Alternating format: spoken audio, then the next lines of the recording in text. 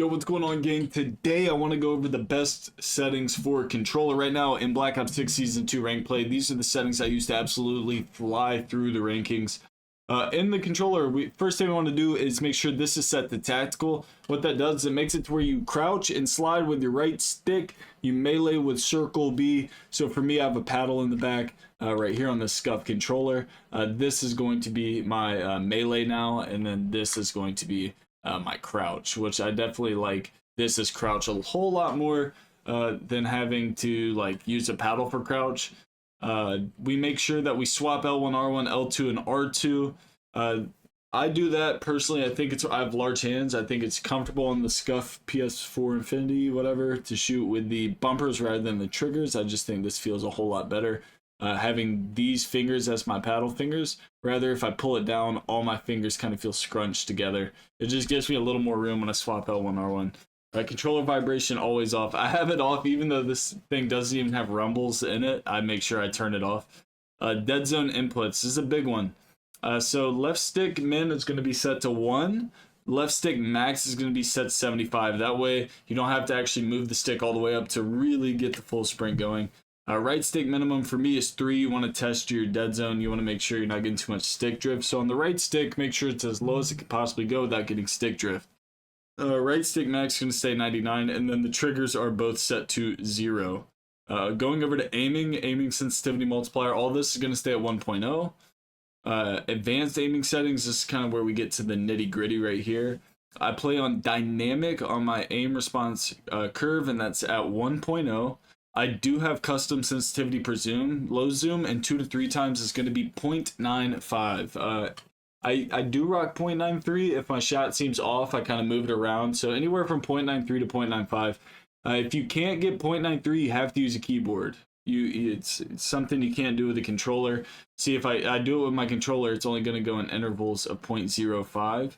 But if I'm on like a keyboard, I can actually type it out. So just keep that in mind when you're going to adjust that setting. Obviously, target aim assist is going to be left on. On movement, tactical sprint assist is what we have set. Make sure sprint assist delay is on 0. Sideways and backwards are both on. Mantle assist is off. Crouch assist off. Corner slice is on. Slide dive behavior, I slide only. I don't care about diving. I am slide only. Sprint restore on. Slide maintain sprint. That's a huge one. That's what all these little TikTok demons do to really make it look like they're moving so much faster. It just keeps fluidity going through your movement and your gameplay. Parachute automatic behavior. This is more Warzone. Definitely free fall. You don't want it to auto open. Movement advanced settings. Tactical sprint behavior I've set to toggle, but it doesn't really matter because we have auto tac sprint on. Auto door peek off. Auto move forwards definitely off. Plunging underwater trigger. Tactical sprint activation single tap sprint. You can do free on plunging underwater. It's not bad. I think it's nice to be able to like look up or down to plunge or come up. It can be a little more convenient to run free as well. And then under combat, none of these are going to be too crazy unless you're a Warzone player. Armor plate behavior, obviously apply all. Advanced combat settings, I don't think any of these are actually that crazy. Depleted ammo weapon switch is huge. Sprint cancels reload, make sure that is off. I know that by default that is on, so make sure that is off.